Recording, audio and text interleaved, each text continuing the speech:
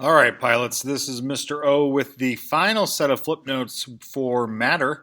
Matter 1, if you recall, is basic matter vocab and John Dalton's atomic theory. Matter 2 was states of matter and heat's effect on matter. And now we are into matter 3, which is properties of matter, which we talked about a couple properties of matter 2. But like I told you before, we're going to get deeper into properties. And this is North Carolina Standard 6P23.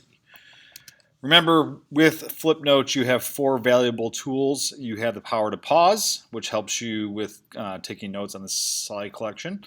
You have the ability to rewind the video to hear it again, and just to get a better understanding.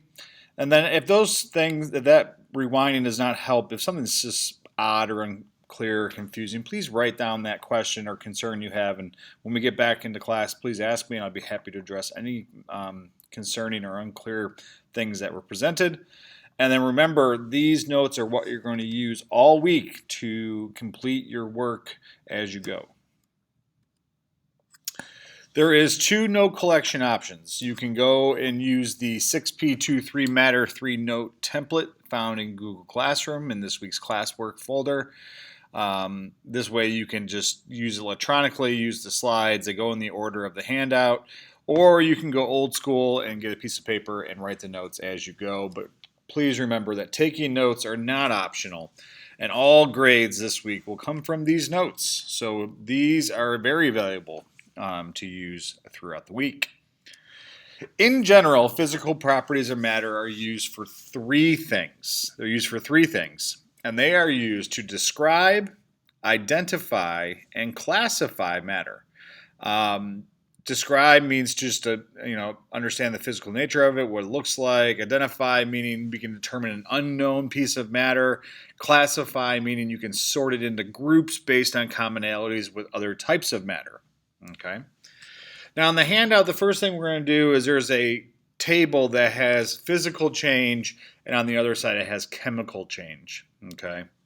So with properties of matter, matter can change, and sometimes they'll change in one of 2 ways. The first of those ways is a physical change. This is the change, the form of matter, not its chemical identity or makeup, which means what it is. Okay, I have a picture of an ice cube. So a physical change, an example of that would be a change in phase, like the ice cube melting. Or if I took a piece of paper and cut it or just simply ripped it up. The only thing that changed was its physical appearance. Okay, so you see the word physical change. Keep in mind, physical appearance means physical, like what it looks like.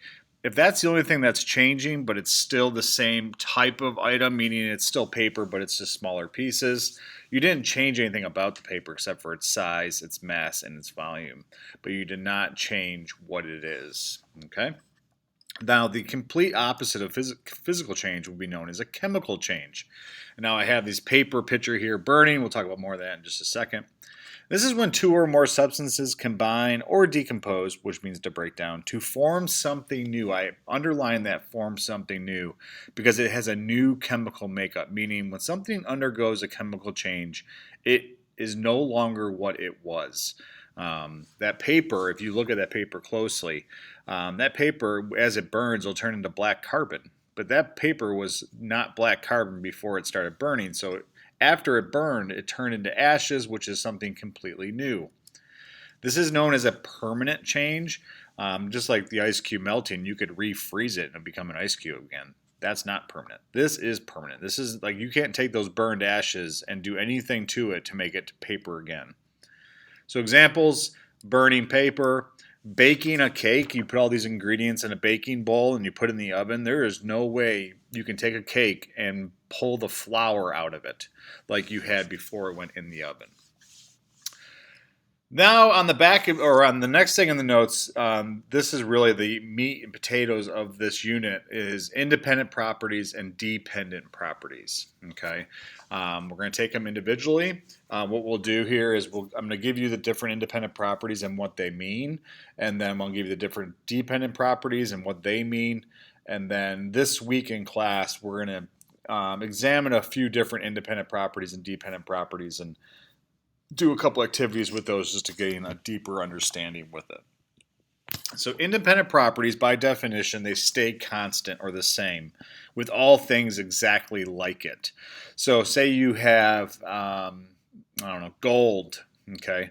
If you have a big gold, pure gold piece of gold, and you tested the independent properties, every piece of gold on the planet will have the same exact independent properties, but it won't have the same, or might not have the same, dependent properties. So let's talk about these independent properties.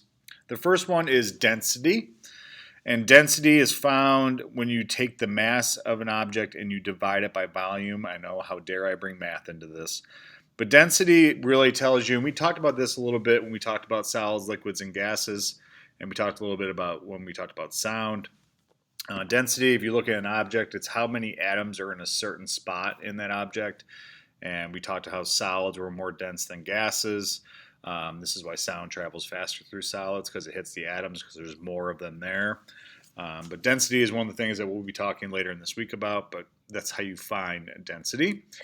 Then there's solubility, and this is, there's a lot of S's with this definition. It's the ability of a solute to completely dissolve into a solvent. And then by nature, a universal solvent, what things are used to dissolve into is water. That's what the scientific community will use as a universal solvent.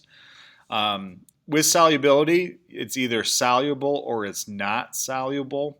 A quick example of that would be salt going into water. The salt will dissolve into the water like you don't even know it's there until you drink the water. In comparison to sand in water, the sand would never dissolve in water. So it's the salt would be soluble and the sand would not be soluble. Then there's melting point. It's kind of self-explanatory. It's the temperature at which a substance begins to melt from a solid to a liquid. And this is also known as the freezing point if you think about it, because it's just going from a liquid to a solid. So the melting and freezing point mean the same thing, but I'm not going to explain that too much more because it's pretty self-explanatory. The next one is the same thing. Boiling point. It's the temperature at which a substance begins to boil from a liquid to a gas. It's boiling, okay? So those are all independent properties. And what I mean by that, like the melting point of gold, and one piece of gold here and a piece of gold in China will begin to melt at the exact same temperature because they're independent, which means they stay the same. Dependent properties, however, are a bit different. They depend on things, which means they can change depending on the object. So even if you have the same substance, different amounts of these properties can happen. So I was talking about gold in the previous property examples. Let's talk about gold here. Mass is the amount of matter in an object, usually found in grams. For example, every piece of gold in this planet can have a different mass, right? You can have a lot of it, you can have a little bit of it, but it's still gold even though it weighs differently, okay?